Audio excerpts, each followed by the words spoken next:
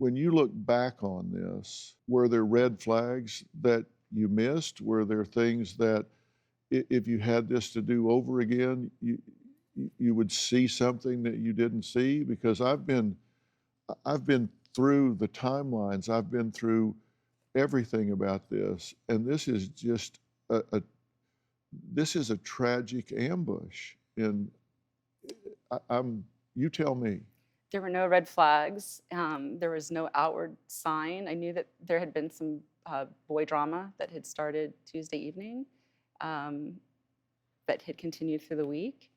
But for events to have unfolded the way they did, and for them to tragically come to an end the way they did in the wee hours Sunday morning, there was absolutely no inclination that that's where we were headed. And she was how old exactly? 16. 2 days before her, a month before her 17th birthday. Right. And so to say there was boy drama is like, yeah. Yeah, like saying I they're mean, breathing. yeah, she's that age. Of course there's boy drama. Right. Now, you say that she was bullied online and via text um, after the bullying online. What what happened? How did this go from being with supposed friends to a turn to the point that she felt backed into a corner? As Hunter had mentioned, Tuesday evening, she was with girlfriends out on the beach. One of her friends, her ex-boyfriend was on the beach there with her. She had known him for a couple of years as well. They had dated 2 years earlier. And they started talking and flirting with each other. McKenna wanted to make sure that her friend was okay, didn't want it to be awkward.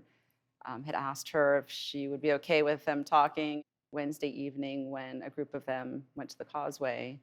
And she continued hanging out with him. And, you know, it obviously wasn't okay with this person.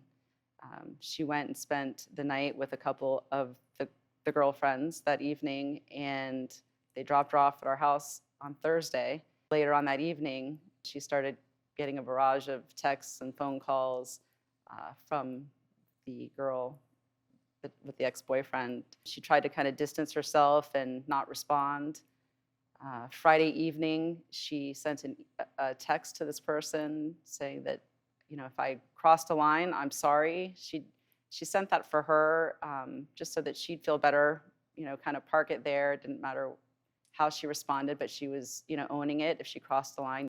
The next day, we spent the day together, talking through it. We were very close. She was my best friend. And we went to dinner, and she looked down at her phone. She had been ignoring her phone most of the day, just trying to put some distance between it.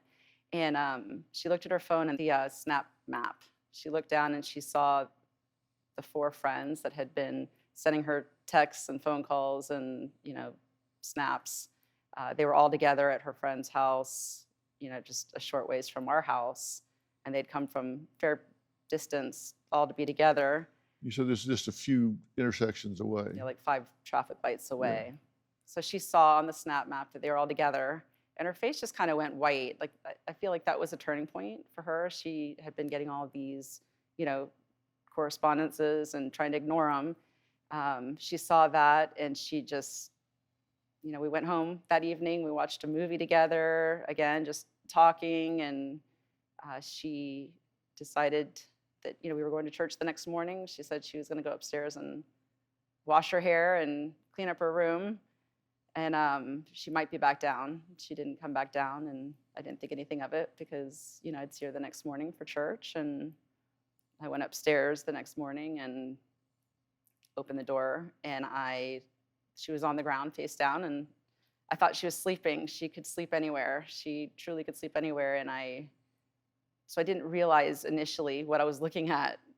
And I went over to her and went to turn her over, and she was cold and stiff, and I knew that she was gone. Do you have a story or a question for me? Click the link in the description and tell me what in the world is going on.